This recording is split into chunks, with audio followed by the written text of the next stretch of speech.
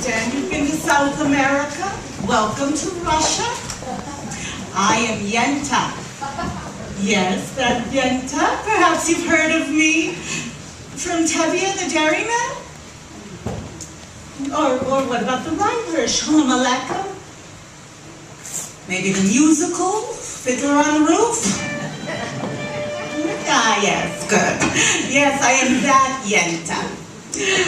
Well, Tevye the dairyman is who I'm really here to tell you all about.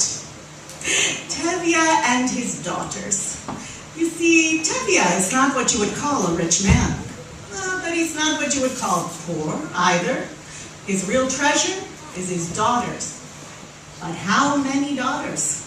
That writer, Shalom Aleichem, he said 7 daughters, but then he never mentions the 7th one ever again.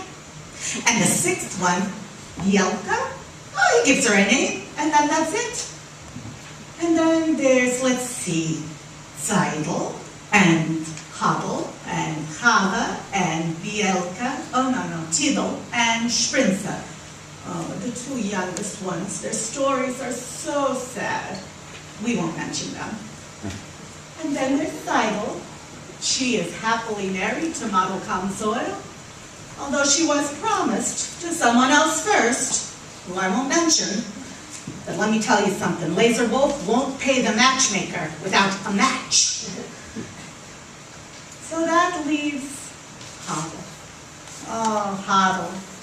Her we will mention. All of Tevye's daughters were beautiful. They were his treasure. As the saying goes, a pretty face is half the dowry. But Tevye had a little bit of unfortunate luck with marrying off his daughters. With Hadel, oh, I remember.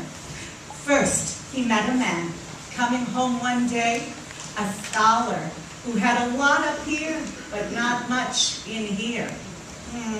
Tevye always had a soft spot in his heart for a scholar. So he took the man home. Perchik was his name, but Tevye called him Peppercorn because he had such a hot temper and quick tongue. Oh, if he let loose with that, he wanted to get out of the way, let me tell you. He brought him home to teach his daughters. One day, while Tevye was coming home from a route with the milk cart, he saw in the woods, coming out walking so close they were practically hugging, a couple. Who was the man? Could that be Peppercorn? Yes, it is, but who's the girl? Is that my Hadel? I couldn't believe it. Tevye told me all about it personally. So, he liked the man Perchik. If Perchik had asked for Hadel's hand in marriage, he would have hemmed and hawed, but he would have given in, probably without that for the matchmaker either. But Perchik did not ask.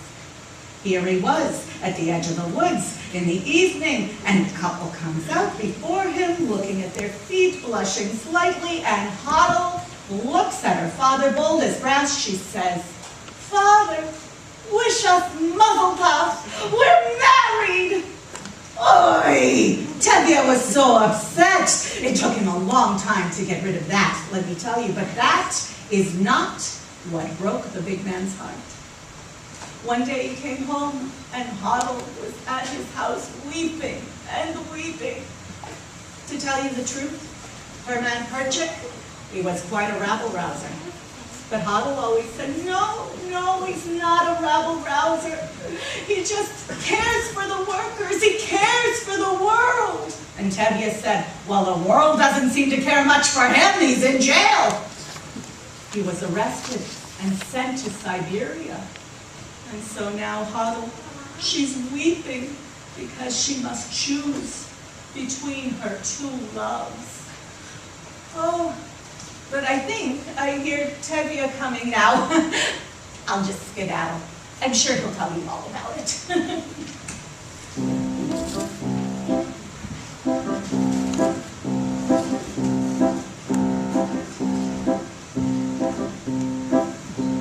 Yes, it's no sin to be poor, but it's no no longer either. So, would it be so terrible then if I had a small fortune? If I was a rich man,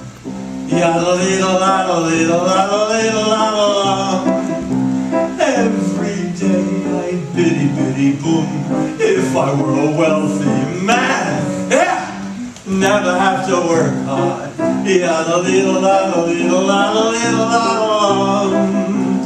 If I were a bitty bitty rich diddle-daddle man, I'd build a big tall house with rooms by the dozen right in the middle of the town. A fine tin roof with real wooden floors below.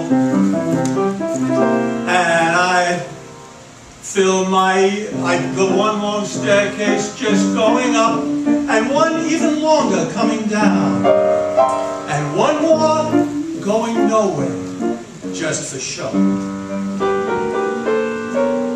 I'd fill my yard with chicks and turkeys and geese and ducks for the town to see and hear, squawking just as noisily as they can.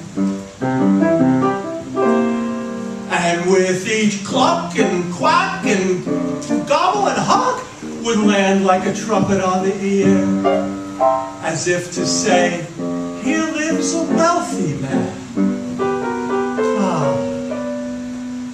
I see my wife, my Golda, looking like a rich man's wife with a proper double chin, supervising meals to her heart's delight. And I see her putting on airs and strutting like a peacock. Boy, what a happy mood she's in, screaming at the servants day and night. The most important men in town would come to call on me.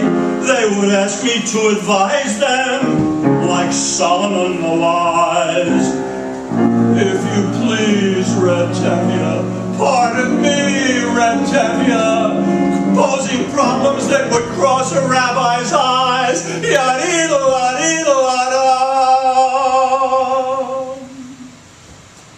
And it won't make one bit of difference if I answer right or wrong. 'Cause if you're rich, they think you really know.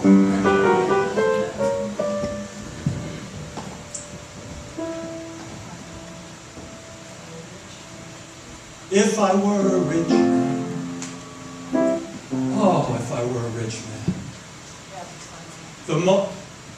if I were rich, oh, if I were rich, I'd have the time that I lack to sit in the synagogue and pray, and maybe have a seat by the eastern wall. And I discuss the holy books with the learned men 7 hours every day. That would be the sweetest thing of all. If I were a rich man,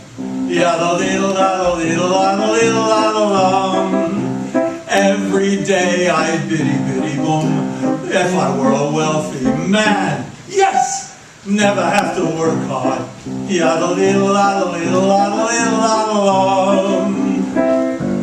Lord, who made the lion and the lamb, you decreed I should be what I am. But would it spoil some vast eternal plan if I were a wealthy man?